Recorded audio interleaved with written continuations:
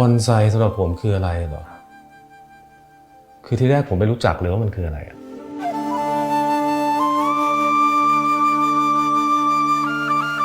ตอนแรกเรานึกไปด้วยซ้ำว่ามันคือต้นไม้ชนิดหนึ่งคือเราคิดไปด้วยซ้ำว่ามันคือพันธุ์ของมันแต่จริงๆพอเราศึกษาได้จนทะลุแล้วผ่านไปแล้วรู้สึกเรารู้แล้ว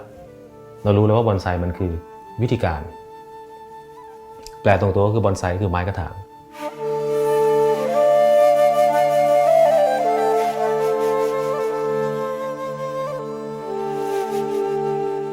มันก็คือไม้กระถางนั่นแหละที่จับต้นไม้ไม่อยู่ในกระถาง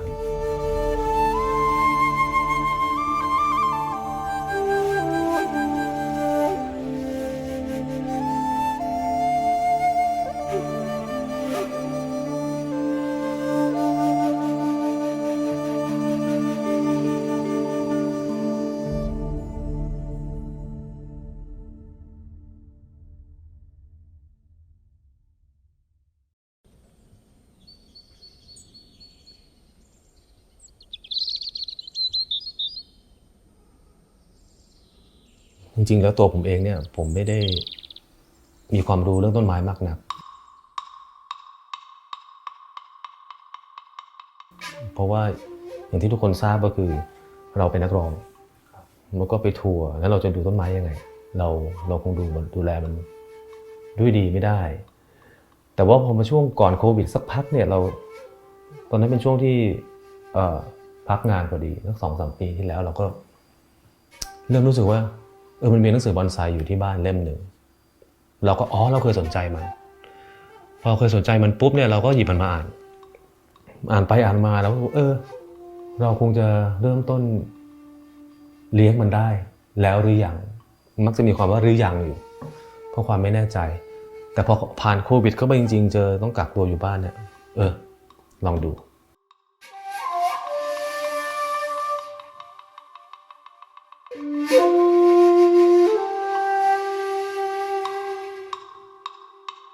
จริงๆแรกทีคือทุกคนที่เริ่มเล่นต้นไม้ใหม่ๆอย่างเงี้ยไม่ว่าจะเป็นไม้ใบหรือบอนไซเนี่ยเราก็จะคิดว่าเราตั้งงบไว้แค่นี้500พอละมันไม่จบมันไป1,000ไป1,500หลังจากตั้งใจคิดว่าเรามีบอนไซก็5 ต้น10 ต้นก็พอเนี่ยมันเลยมาแล้วมันเลยมาจนเป็น15 ต้น20 ต้นทีนี้พอเราดูต้นไม้เยอะเรามีต้นไม้เยอะให้ดูแลเราก็เจอปัญหาเยอะพอปัญหาเยอะเราเริ่มสนุกแรกๆอาจจะท้อทำไมต้นไม้ญี่ปุ่นนี่มันเรื่องเยอะเหมือนกันก็เลยมีความอยากเจอต้นไม้หลายต้นเพราะบอนไซไม่ใช่ต้นไม้ที่มีทรงเดียวมันมีทรงหลักประมาณ10 กว่าต้นจนไปเป็นทรงรองทรงใหม่หรือว่าทรงลีลาที่มันไม่ได้ติดพันด้วยหลักการอะไรทั้งสิ้นนี่มันเหมือนเรามีภาพวาดที่ไม่เหมือนกันเลยนึกภาพด้วยเหตุนี้แหละเหตุที่เราอยากจะเจอต้นไม้หลายต้นก็เลยทำสวนขึ้นมา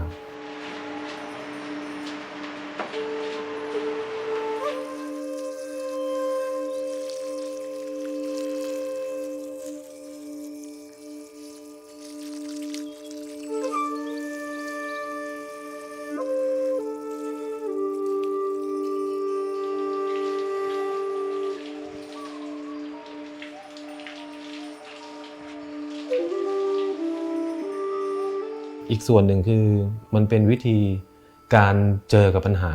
ได้เร็วขึ้นถ้าผมมีต้นเดียวมันอาจจะโอเคน้ำน้อยน้ำมากโรคนี้แต่พอเรามีต้นไม้หลายต้นเนี่ยเราเจอปัญหาหลายต้นเรารู้ไวเพราะเราเจอปุ๊บแล้วเราหาทางแก้มันก็เลยกลายเป็นสวนขึ้นมาเพราะว่าสวนนี้เนี่ยไม่ใช่สวนใหญ่โตเป็นสวนเล็กเสียจนสักวันหนึ่งต้นไม้มันต้องเต็มแน่ฉะนั้นมันต้องสับเปลี่ยนเวียน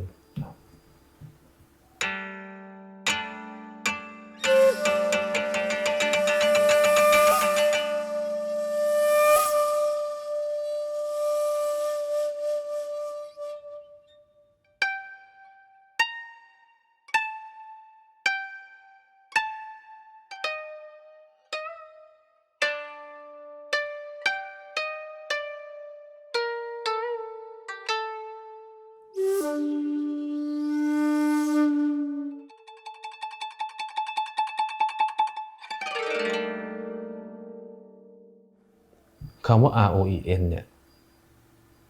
ROE แปลว่าสีน้ำเงินในขณะเดียวกันคำว่า ROE เนี่ยก็แปลว่าดอกไม้ด้วยซึ่งมันเกี่ยวพันกับต้นไม้ดอกไม้คำว่า N แปลว่าสวนก็คือถ้าแปลเป็นไทยก็คือสวนสีน้ำเงินคือโดยส่วนตัวผมเองชอบสีน้ำเงินสีน้ำเงินมันบอกได้หลายอารมณ์น้ำเงินเข้มก็สุขุมนุ่มลึกหน่อยน้ำเงินเฉดล่างมาเป็นฟ้าอ่อนก็สดใสฉะนั้นบอกคาแรคเตอร์ของต้นไม้ได้ค่อนข้างกว้างแล้วก็แทนตัวผมที่เป็นเจ้าของสวนเองด้วยมันก็เลยมาชื่อว่า ROEN นั่นเอง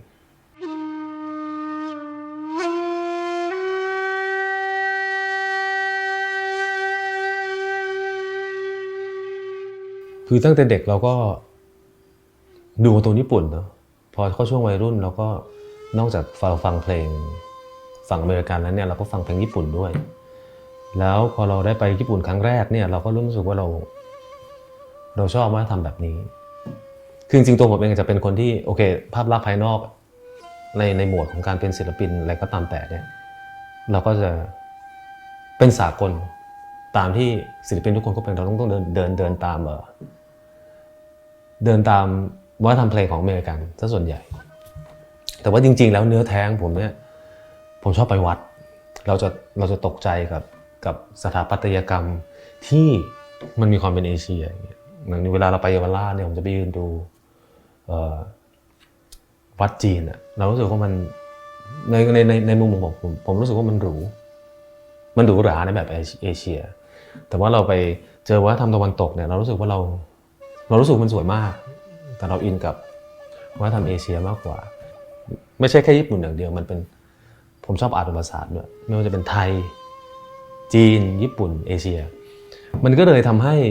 เรารู้สึกอินกับตรงนี้แล้วเรารู้สึกว่าการทำสวนมันถ้าเราทำได้มันเป็นการเคารพต้นทางวัฒนธรรมส่วนหนึ่งด้วยทำให้เข้ามารู้สึกว่าอันนี้คือมันเหมือนอยู่ที่ญี่ปุ่นเลยนะแล้วก็แม้กระทั่งชุดซามูเอะที่ผมใส่อยู่ตอนนี้เนี่ย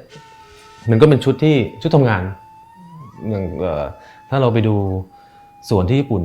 เราก็จะเห็นคนทำงานเนี่ยก็แต่งชุดอย่างนี้แหละซึ่งก็เป็นการเคารพวัฒนธรรมแบบหนึ่งบวกกับความชอบ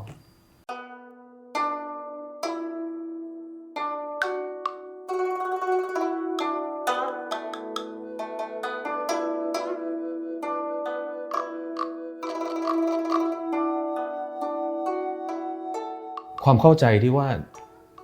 บอนไซก็ต้องเป็นเรื่องของผู้สูงอายุเท่านั้นเนี่ยตอนเด็กๆผมก็รู้สึกอย่างนั้นนะเพราะผมรู้สึกว่าวัยรุ่นมันไม่ควรมาเล่นบอนไซอ่ะสมัยตอนที่ผมยังเด็กอ่ะผมรู้สึกว่าวัยรุ่นมันควรไปทำอย่างอื่นมันควรจะไปเที่ยวควรจะไปสังสรรค์ที่หาปาร์ตี้ไม่ควรจะตื่นมารดน้ำต้นไม้ตอนเช้าซึ่งวัยรุ่นเกลียดการตื่นเช้าแล้วตอนเย็นก็ต้องมานั่งคอยดูนู่นซึ่งใน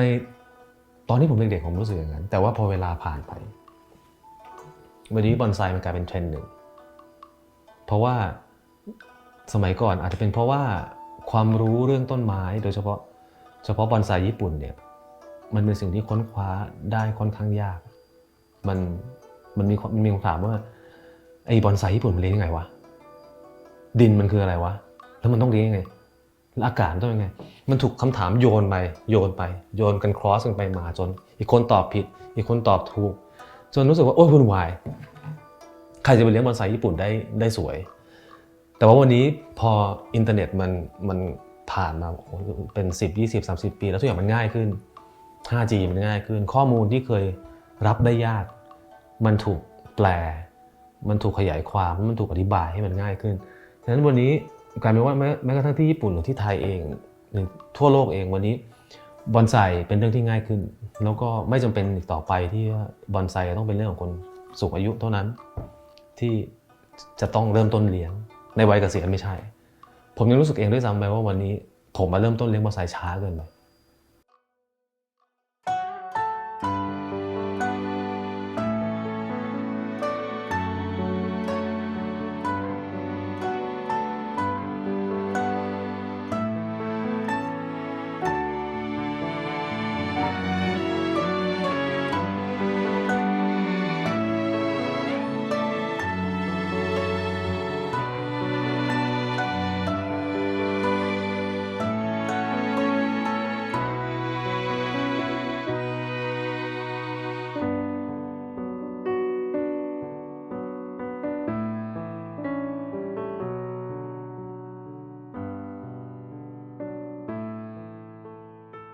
ามว่ายากไหมมันก็รายละเอียดเยอะนะครับแต่ว่าถามว่ามันไม่ยากมันก็ไม่ยากเพราะว่าสุดท้ายบอนไซญี่ปุ่นเนี่ยไม่ว่าจะเป็นสนดำคุโรมัตสึอิโตอิกาวะชิมปากุหรือสายพันธุ์ชิมปากุต่างๆคิชูชิมปากุธรรมดาอะไรก็ตามแต่มันก็คือต้นไม้ต้นหนึ่งนั่นแหละมันคือต้นสนชนิดหนึ่งนั่นแหละรวมไปถึงเมเปิลสุดท้ายต้นไม้ก็เหมือนกันนะต้องการน้ำต้องการแดดต้องการปุ๋ยอาหารในสิ่งสำคัญที่สุดก็คือความพอดี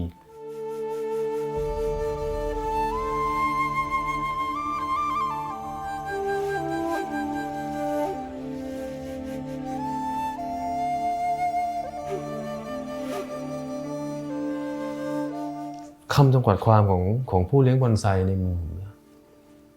ผมว่าเราจะใช้คำว่าเราเป็นพี่เลี้ยงเด็กตลอดไปอะถ้าเราจะอยู่กับมันเราจะอยู่กับบอนไซเราก็ต้องบอนไซต้นหนึ่งก็เหมือนเด็กต้องคอยป้อนข้าวป้อนน้ำป้อนแดดทุกวันแล้วมีคำหนึ่งที่ผมจำตั้งแต่ผมไปแปลบทความของศิลปินบอนไซระดับโลก